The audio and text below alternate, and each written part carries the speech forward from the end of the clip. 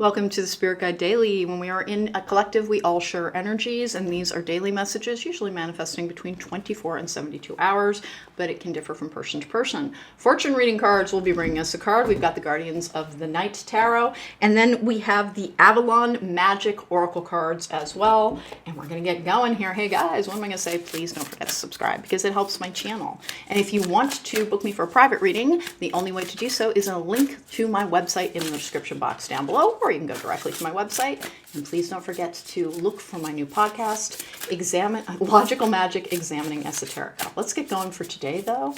1 and 2. We're going to get going on this. This deck feels weirdly heavy right now, which is like, what's going to come out? Let's see. All right, I have the King of Wands in reverse. Interesting. That can be frustration and anger. In relationship readings, it's not my favorite card because it can be like a misuse of passion, but let's see what's going on here. With the Six of Pentacles in the upright, that is a good and balanced state. That is generosity. It is receiving, can be receiving gifts as well. And that comes out with the Two of Pentacles, which is another card of balance and everything coming out in a balanced state. It's almost like a ledger in your life will be made whole, meaning like things that you have been missing are coming to you now. With that King of Wands in reverse, though, because the wands are about actions taken. It's like they're the verbs of the tarot. When we get them in reverse, it can mean multiple different things. Particularly with the court cards, it can be about an individual experiencing that energy. And here's the thing. This has a slightly kind of like, I sort of give up, just tell me what to do energy with it. With the Six of Pentacles, though, the Six of Pentacles is great give and take. It is reciprocal relationships. It is being in a state of balance. The number 6 is actually one of the numbers for personal balance. And then the Two of Pentacles in this particular deck, sometimes it can indicate rough seas, but in this particular one, it has this kind of synergistic, kind of like good state of balance, good give and flow. This is somebody who is doing their very best to be in flow, and you're going to discover that trying to be in flow yields much better results. And that's honest to goodness, is that it's almost like you're discovering that struggling holds things back, and being at like, well, I'll just try and do my work brings you more. It's a very nice and happy energy of keeping like all needs met within you and without, meaning that your external needs are met, your internal needs are met as well. This comes out with love yourself for the courage you've shown to arrive at your best version today. That's a little bit the exact same energy. It's surrender, but in this kind of very just open way. It's not about giving up. It's not about feeling defeated. It's more that you seem to have taken stock of something and understood that I make progress. When I look backwards, I can see my progress very easily. And this is somebody who's doing their very, very best to be in flow. Self-love is one of the most important aspects to having good relationships in all areas of your life, by the way, because it's the thing that like makes sure that you don't accept poor treatment in the name of love, which is people who are recovering from codependency will get the Six of Pentacles in reverse because they're prone to non-reciprocal relationships, meaning they give more than they receive, that they think that in order to be loved, they must do for others. And that is usually from a formative wound, in which like you were told you weren't good enough, you were made to feel as if you were unwanted.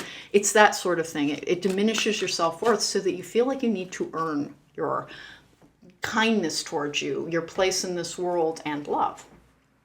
This particular individual like has gotten everything, they're a poop in a group, and now they're moving forward in a more balanced state. You no longer accept relationships that do not return the same energy to you. This is what I'm always trying to get people to understand, because it helps so many people recover from codependency, is that if you have a friendship where somebody calls you up and tells you all of their problems, that's not a friendship. That is a non-reciprocal relationship. Friendships are based in similar interests, in having fun together, in telling each other your troubles. If you are always on the receiving end, somebody's just using you as an emotional dumping ground. And that's not present here, but it's one of the hallmarks of codependent relationships because they exist outside of romantic relationships.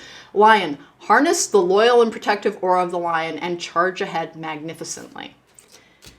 So I don't know if you're going to notice this or not, but look where we have on the King of Wands.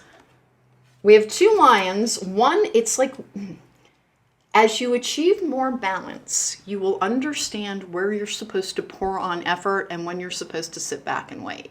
Because I think in the past you had a very difficult time differentiating between the two.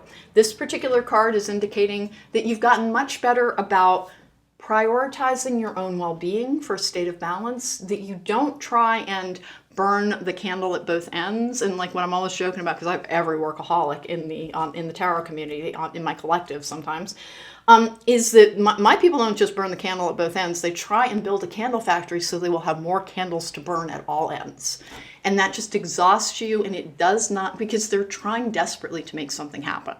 To be in a state of receptivity, both for your guidance and for the blessings that try to come to your life, to enhance your blessings and to enhance your joy, you need to be in a state of receptivity. The coolest thing here is this is all about being in a state of receptivity. If you have not conquered that energy yet, that's your path to it. Surrender is not giving up. Surrender is, I will look at the opportunities that are brought to me, and I will not do things that deplete myself. I will work in service of my personal self, my emotional self, but also my professional self, is having a balanced view of self, the world, and your place in it. You are not here to earn anyone's approbation or to earn anybody else's respect. Give yourself respect and you will go forward and you'll succeed. All right, so that was the Spirit Guide Daily for today. If you want to book me for a private reading, there's a link to my website in the description box down below. It's the only way to book me. And my podcast is Logical Magic, Examining Esoterica. Take care. Be well.